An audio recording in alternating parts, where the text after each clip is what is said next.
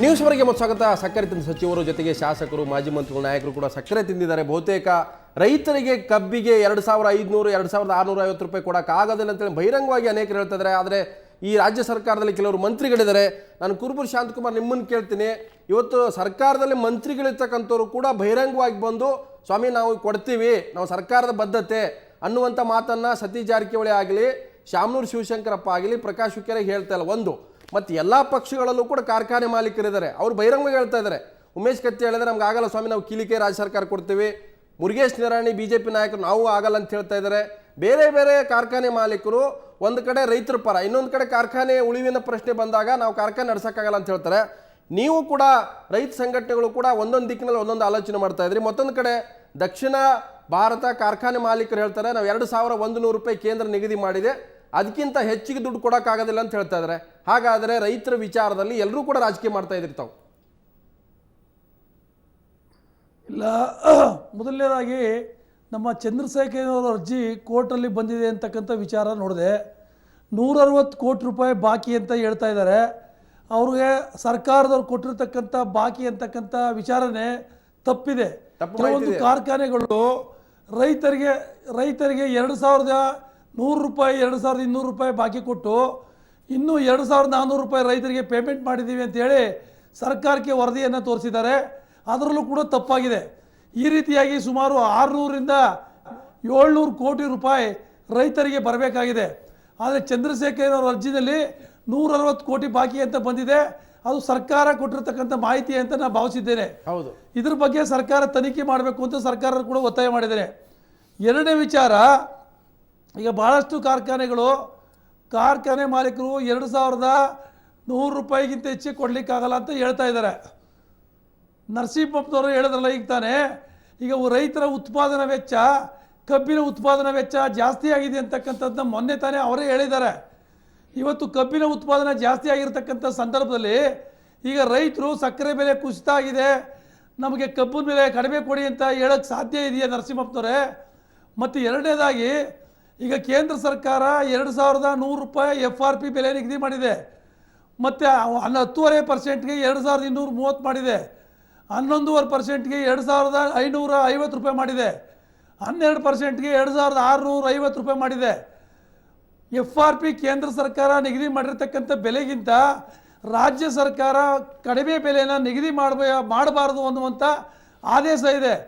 ಮತ್ತು ರಂಗರಾಜನ್ ವರದಿಯಲ್ಲಿ ಕಬ್ಬು ಬೆಳೆಗಾರರು ಯಾವುದೇ ಸಕ್ಕರೆ ಕಾರ್ಖಾನೆಗೆ ಕಬ್ಬನ್ನು ಮುಕ್ತವಾಗಿ ಮಾರಾಟ ಮಾಡಲಿಕ್ಕೆ ಅವಕಾಶ ಕೊಡಬೇಕು ಅಂತೇಳಿ ರಾಜ್ಯ ಸರ್ಕಾರಗಳಿಗೆ ಸೂಚನೆ ಕೊಟ್ಟಿದ್ದಾರೆ. ಮತ್ತು ರಂಗರಾಜನ್ ವರದಿಯಲ್ಲಿ ಏನು ಕಬ್ಬಿನ ಬೆಲೆಯನ್ನು ನಿಗದಿ ಮಾಡಬೇಕಾದ್ರೆ ರಾಜ್ಯ ಸರ್ಕಾರಗಳಿಗೆ ಅಧಿಕಾರವನ್ನು ಕೂಡ ಕೊಟ್ಟಿದ್ದಾರೆ. ಅದೆಲ್ಲದ ಜೊತೆಯಾಗಿ ರಾಜ್ಯ ಸರ್ಕಾರ ಕಬ್ಬು ಖರೀದಿ ಸರಬರಾಜು ವಿಧೇಯಕ ಅಂತೇಳಿ ಈ ವರ್ಷದಿಂದ ಒಂದು ಕಾನೂನನ್ನು ಜಾರಿಗೆ ತಂದಿದೆ. ಆ ಕಾನೂನು ಪ್ರಕಾರ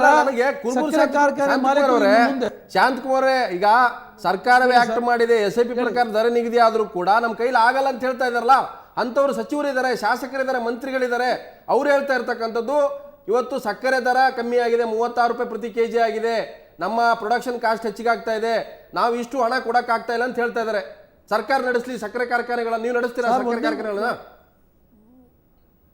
ಒಂದೇ ಒಂದು ವಿಚಾರ ಹೇಳ್ತೀನಿ. ಉತ್ತರ ಪ್ರದೇಶದಲ್ಲಿ 9 kg ಸಕ್ಕರೆ ಬರ್ತಕ್ಕಂಥ, ಅಂದರೆ 9 ಇಳುವರಿ ಇರ್ತಕ್ಕಂಥ ಕಾರ್ಖಾನೆಗಳು ನಿನ್ನೆ ತಾನೇ 2600 ರೂಪಾಯಿ ಮೊದಲ ಕಂತು ಕೊಡ್ತೀವಿ, ಎರಡನೇ ಕಂತು 200 ರೂಪಾಯಿ ಬಾಕಿ ಕೊಡ್ತೀವಿ ಅಂತ ಹೇಳಿ ಒಡಂಬಡಿಕೆ ಮಾಡ್ಕೊಂಡು ಕಾರ್ಖಾನೆಗಳು ಆರಂಭ ಮಾಡಿದ್ದಾರೆ.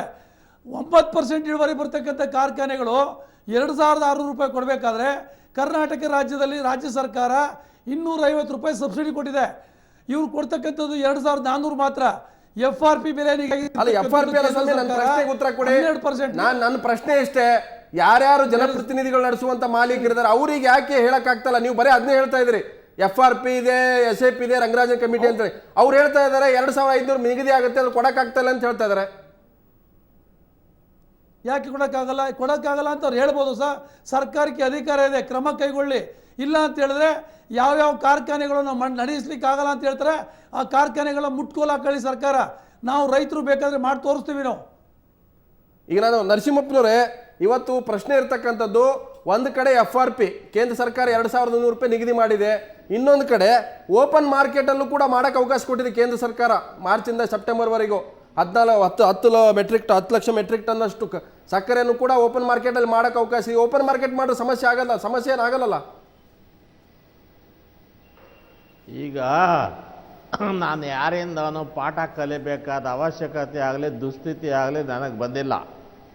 ಇದರಲ್ಲಿ ಏನಂದರೆ ಕೇಂದ್ರ ಸರ್ಕಾರ 2,150 9.5% ಇಳುವರಿಗೆ, ಅಲ್ಲಿಂದ ಪ್ರತಿ 0.1% ರಿಕವರಿಗೆ ಹೆಚ್ಚಿಗೆ ಆಗ್ತಾ ಹೋಗ್ತದೆ.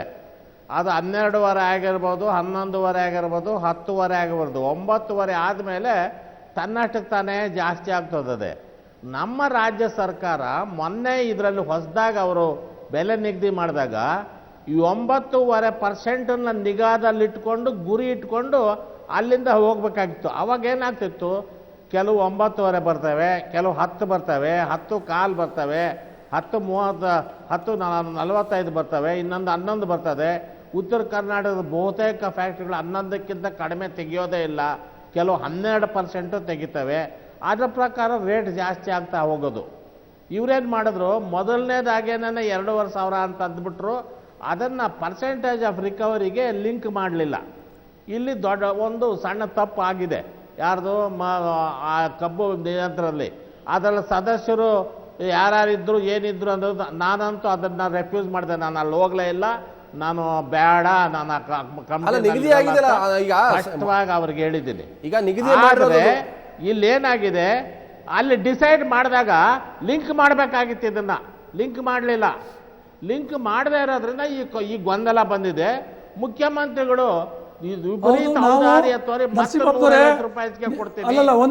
ರೈತರ ಕಷ್ಟ ಅಂತ ಅನ್ನೋದು. ಒಂದ್ ನಿಮಿಷ ನರಸಿಂಹಪ್ಪನವರೇ, ನೀವು ಹೇಳಿದಂತ ವಿಚಾರವನ್ನ ನಾವು ಸಭೆಯಲ್ಲಿ ಪ್ರತಿಪಾದನೆ ಮಾಡಿದ್ದೀವಿ. ಇಳುವರಿ ಆಧಾರದ ಮೇಲೆ ಬೆಲೆ ನಿಗದಿ ಆಗಬೇಕು. ಇಲ್ಲ ಅಂತ ಹೇಳಿದ್ರೆ ರಾಜ್ಯದಲ್ಲಿ ಸಮಸ್ಯೆ ಸೃಷ್ಟಿಯಾಗ್ತದೆ ಮತ್ತು ರೈತರ ಹೊಲದಲ್ಲಿನ ದರ ನಿಗದಿ ಆಗಬೇಕು. ಇದನ್ನ ನಾವು ಪ್ರತಿಪಾದನೆ ಮಾಡಿದ್ದೀವಿ, ಲಿಖಿತವಾಗೂ ಕೂಡ ಕೊಟ್ಟಿದ್ದೀವಿ. ನರಸಿಂಹಪ್ಪನವರೇ, ಇದನ್ನ ನಾವು ಬಹಳ ವರ್ಷಗಳಿಂದ ಹೋರಾಟ ಮಾಡಿದ್ದೀವಿ, ಸಭೆಯಲ್ಲೂ ಕೂಡ ಪ್ರತಿಪಾದನೆ ಮಾಡಿದ್ದೀವಿ. ನಮ್ಮ ಒತ್ತಡಕ್ಕೆ